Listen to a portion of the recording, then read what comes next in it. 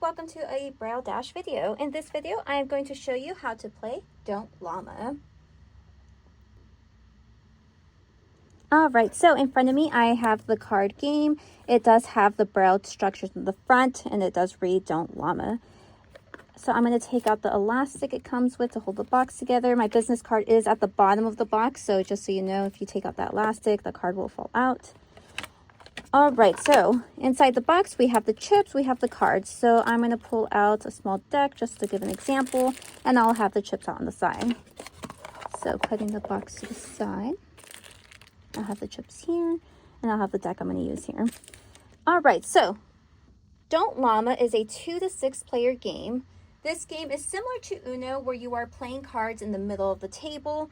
The only difference is in this game, you are trying to score the least amount of points.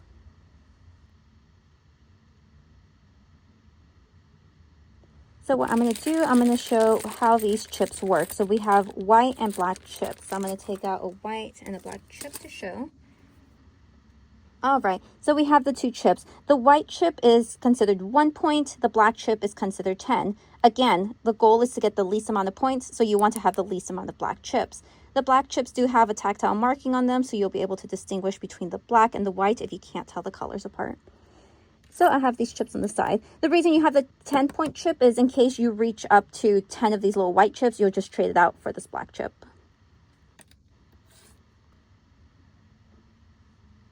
Okay, so the way the game works.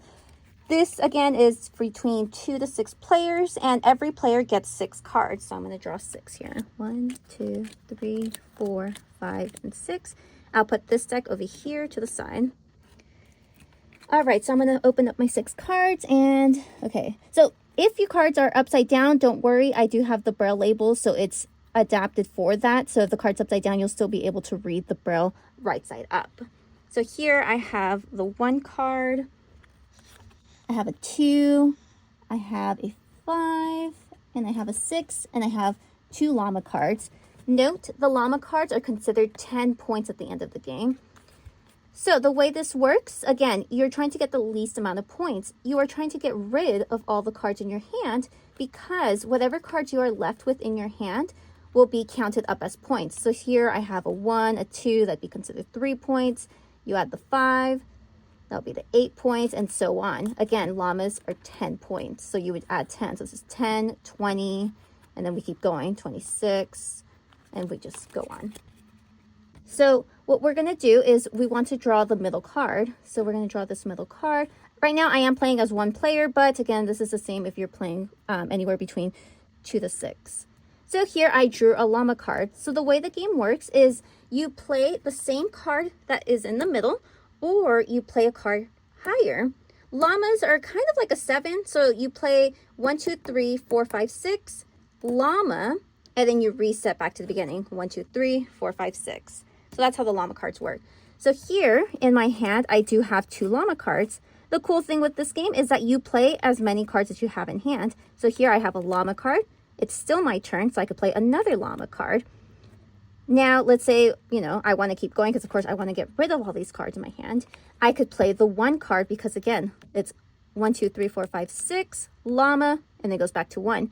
So I'll play a 1, and then I'll play my 2 because that's sequential order. So there's 2.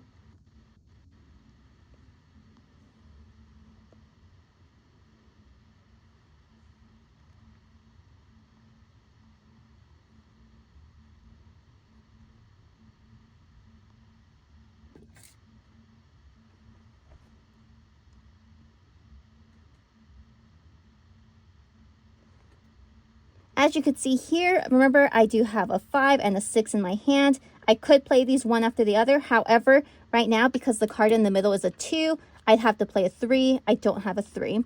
So you have another option when playing. If you cannot play a card, you could draw a card.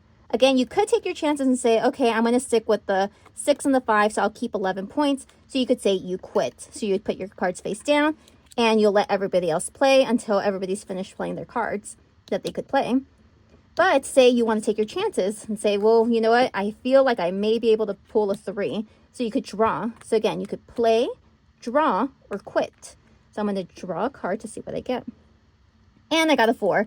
I can't play a 4, so now I just added 4 points onto my 6 and the 5.